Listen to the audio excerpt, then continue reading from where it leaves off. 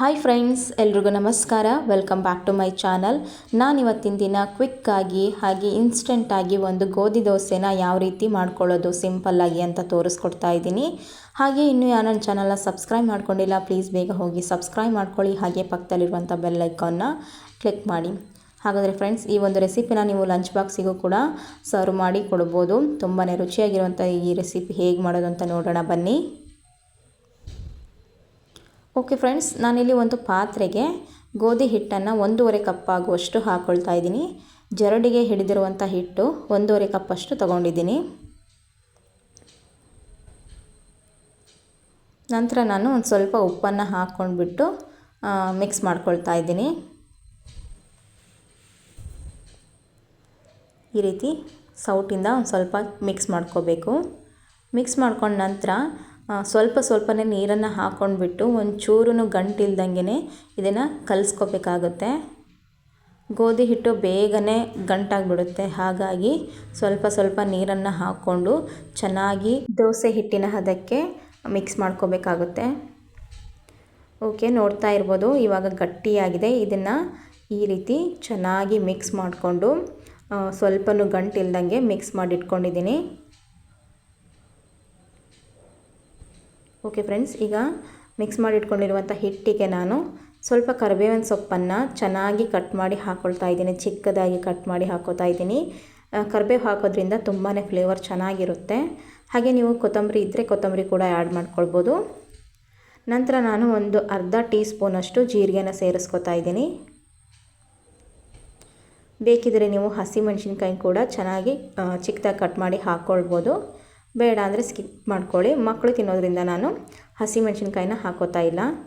ಈಗ ಒಂದು ಸರಿ ಮಿಕ್ಸ್ ಮಾಡ್ಕೊಂಡ್ಬಿಟ್ಟು ಚಿಟಿಕೆ ಅಷ್ಟು ಸೋಡಾನ ಹಾಕ್ಕೊಳ್ತಾ ಇದ್ದೀನಿ.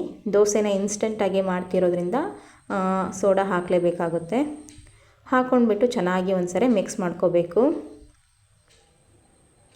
ಮಿಕ್ಸ್ ಮಾಡ್ಕೊಂಡು ನಂತರ ಒಂದು ಪ್ಲೇಟನ್ನು ಮುಚ್ಚಿಬಿಟ್ಟು ಒಂದು 15ರಿಂದ 20 ನಿಮಿಷ ಇದನ್ನು ರೆಸ್ಟಿಗೆ ಬಿಡ್ತಾ ಇದ್ದೀನಿ.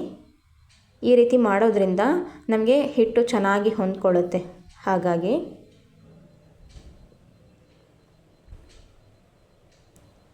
ಓಕೆ ಫ್ರೆಂಡ್ಸ್, ಈಗ ಒಂದು 15ರಿಂದ 20 ನಿಮಿಷ ಆದಮೇಲೆ ನಾನು ಹಿಟ್ಟನ್ನು ತೋರಿಸ್ತಾ ಇದ್ದೀನಿ. ನೋಡ್ತಾ ಇರ್ಬೋದು ಚೆನ್ನಾಗಿ ಹೊಂದ್ಕೊಂಡಿದೆ. ಇವಾಗ ಈ ರೀತಿ ಮಿಕ್ಸ್ ಮಾಡ್ಕೊಂಡ್ಬಿಟ್ಟು ನಂತರ ನಾನಿಲ್ಲಿ ಸ್ಟವ್ ಮೇಲೆ ಒಂದು ಹೆಂಚನ್ನು ಇಟ್ಕೊಂಡು ಸ್ವಲ್ಪನೇ ಬ್ಯಾಟರ್ನ ಹಾಕ್ಕೊಂಡು ಈ ರೀತಿ ನೋಡಿ ಎಷ್ಟು ಸೈಜಲ್ಲಿ ಬೇಕಾದರೂ ಮಾಡ್ಕೊಳ್ಬೋದು. ದೊಡ್ಡದಾಗೂ ಮಾಡ್ಕೊಳ್ಬೋದು, ಚಿಕ್ಕದಾಗೂ ಮಾಡ್ಕೊಳ್ಬೋದು, ಅಥವಾ ತೆಳುವಾಗಿ ಕೂಡ ಮಾಡ್ಕೊಳ್ಬೋದು, ದಪ್ಪನೂ ಕೂಡ ಮಾಡ್ಕೊಳ್ಬೋದು. ಅಷ್ಟು ರುಚಿಯಾಗಿ ಬರುತ್ತೆ ಈ ಒಂದು ದೋಸೆ.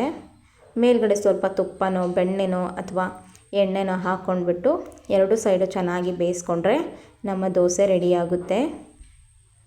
ಸ್ವಲ್ಪನೂ ಹೆಂಚಿಗೆ ಹತ್ಕೊಳ್ಳೋದಿಲ್ಲ, ಅಷ್ಟು ಪರ್ಫೆಕ್ಟಾಗಿ ಬರುತ್ತೆ.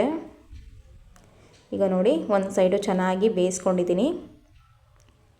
ನೋಡಿ ಹೆಂಚಿಗೆ ಒಂಚೂರೂ ಹಿಡ್ಕೊಂಡಿಲ್ಲ, ಅಷ್ಟು ಪರ್ಫೆಕ್ಟಾಗಿ ಬಂದಿದೆ. ಕಲರ್ ಕೂಡ ಎಷ್ಟು ಚೆನ್ನಾಗಿ ಕಾಣಿಸ್ತಾ ಇದೆ. ನೀವು ಕೂಡ ಮನೇಲಿ ಇದನ್ನು ಟ್ರೈ ಮಾಡಿ ಹೇಗೆ ಬಂದಿದೆ ಅಂತ ಕಮೆಂಟ್ ಮಾಡಿ ತಿಳಿಸಿ. ನೀವು ಮಕ್ಕಳು ಲಂಚ್ ಬಾಕ್ಸಿಗೂ ಕೂಡ ಹಾಕಿ ಕಳಿಸ್ಬೋದು. ಇದ್ರ ಜೊತೆ ಶೇಂಗಾ ಚಟ್ನಿ ಅಥವಾ ಟೊಮ್ಯಾಟೊ ಚಟ್ನಿನ ಪ್ರಿಪೇರ್ ಮಾಡಿಕೊಂಡು ತಿಂತಾಯಿದ್ರೆ ಬಿಸಿ ಇರುವಾಗ ತುಂಬಾ ರುಚಿಯಾಗಿರುತ್ತೆ. ಓಕೆ ಫ್ರೆಂಡ್ಸ್, ನೋಡಿದ್ರಲ್ಲ ಎಷ್ಟು ಪರ್ಫೆಕ್ಟಾಗಿ ಬಂದಿದೆ ದೋಸೆ ಅಂತ ಹೇಳ್ಬಿಟ್ಟು. 2 ಸೈಡು ಚೆನ್ನಾಗಿ ಬೇಯಿಸ್ಕೊಳ್ಳಿ. ಕ್ರಿಸ್ಪಿಯಾಗಿ ಬೇಕಾದರೂ ಮಾಡ್ಕೊಳ್ಬೋದು, ಇಲ್ಲ ಮೆತ್ತಗಾದರೂ ಮಾಡ್ಕೊಳ್ಬೋದು. ನೋಡಿ ಕರೆಕ್ಟಾಗಿ ಬಂದಿದೆ. ಈಗ ಇನ್ನೂ ಒಂದು ದೋಸೆನ ಹಾಕಿ ತೋರಿಸ್ತಾ ಇದ್ದೀನಿ.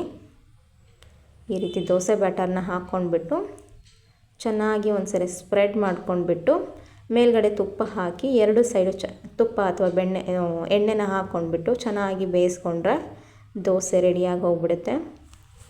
ಹಾಗೆ ಫ್ರೆಂಡ್ಸ್, ನೀವು ಕಬ್ಬಿಣದ ಹೆಂಚಲ್ಲಿ ಮಾಡ್ತಾ ಇದ್ದೀರಾ ಅಂತಂದರೆ ಸ್ವಲ್ಪ ಈರುಳ್ಳಿಯಿಂದ ಆಯಿಲನ್ನು ಸ್ಪ್ರೆಡ್ ಮಾಡ್ಕೊಂಡ್ಬಿಟ್ಟು ನಂತರ ದೋಸೆ ಬ್ಯಾಟರ್ನ ಹಾಕ್ಕೊಂಡು ಈ ರೀತಿ ಎಣ್ಣೆನ ಮೇಲ್ಗಡೆ ಹಾಕಿ 2 ಸೈಡು ಬೇಯಿಸ್ಕೊಂಡ್ರೆ ಅದು ಕೂಡ ಚೆನ್ನಾಗಿ ಬರುತ್ತೆ. ನೋಡಿ ಒಂಚೂರು ಎಲ್ಲೂ ಹತ್ಕೊಳ್ಳೋದಿಲ್ಲ, ಅಷ್ಟು ಪರ್ಫೆಕ್ಟಾಗಿ ಬರುತ್ತೆ.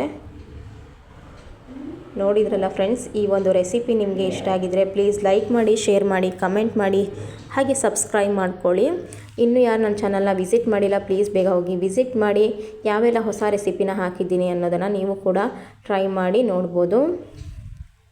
ಓಕೆ ಫ್ರೆಂಡ್ಸ್, ಈ ಒಂದು ರೆಸಿಪಿ ಇಷ್ಟ ಆಗಿದರೆ ಲೈಕ್ ಮಾಡಿ. ಸಿಗ್ತೀನಿ ನೆಕ್ಸ್ಟ್ ವಿಡಿಯೋದಲ್ಲಿ. ಅಲ್ಲಿವರೆಗೂ ಎಲ್ಲರಿಗೂ ಬಾಯ್, ಟೇಕ್ ಕೇರ್.